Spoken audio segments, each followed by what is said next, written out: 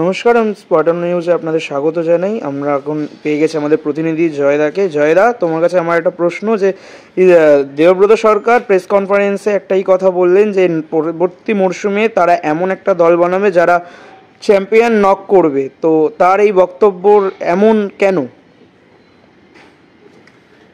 দেখো, মহিলাদের টিম ভারত সেরা হয়েছে, সেখানে সংবর্ধনার অনুষ্ঠান ছিল। প্রেসকে সামনে রেখেই সে সংবর্ধনা দিয়েছেন ইস্টবেঙ্গল কর্মকর্তারা। শুক্রবার সন্ধ্যাবেলায় দেবব্রত সরকার সেখানে বক্তব্য রাখতে গিয়ে একটা গুরুত্বপূর্ণ কথা বলেছেন।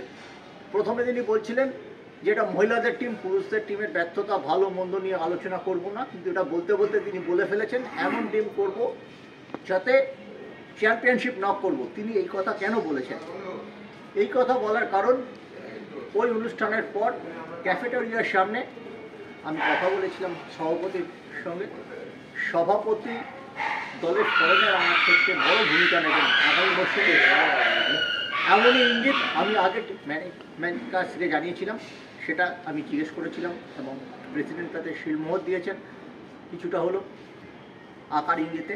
হ্যাঁ, তিনি এই ব্যাপারটা তার মাথায় আছে। ভালো ফরেনার রিক্রুটের ক্ষেত্রে তিনি এবার পাশে দাঁড়াচ্ছেন। ইমামি ইস্টবেঙ্গল টিম করছে থোম্বাই সিন্টোকে সামনে রেখে, দৃশ্যপট থেকে মিস্টার ঘোষাল উদ্ধব।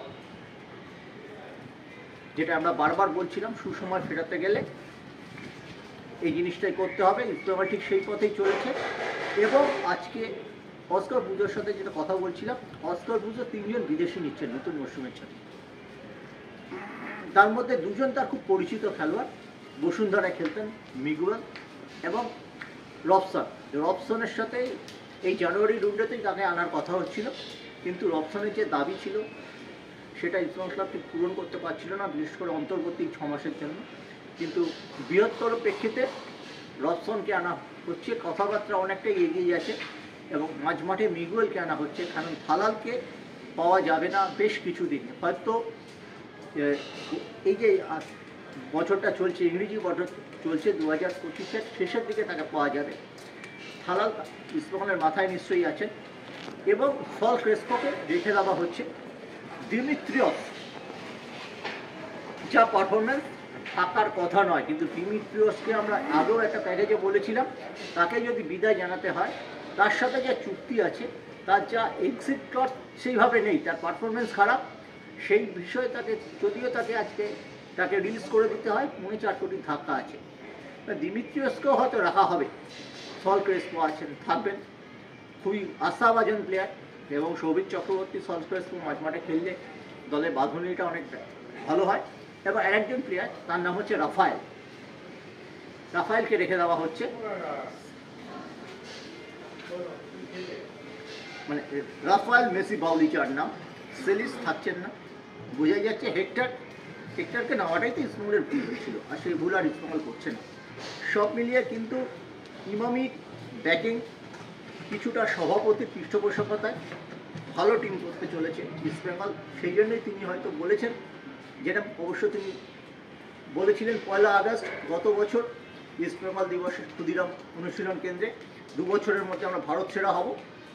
এবছরও কিন্তু সেই তার সময়সীমাটা নতুন মরশুমে শেষ হচ্ছে। নতুন মরশুম মানে 2025-26।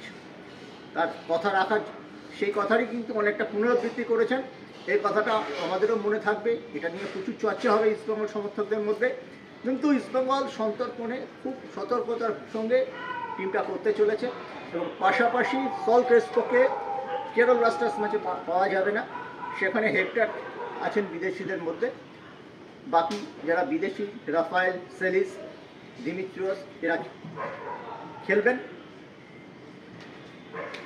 কেরল ব্লাস্টার্সের প্রতিবন্ধকতা ডেঙাতে পারলে মোহনবাগানের মুখোমুখি হবে ইস্টবেঙ্গল, এমনটাই কিন্তু ক্রিয়াসূচি বলছে। আমাদের সেদিকে চোখ।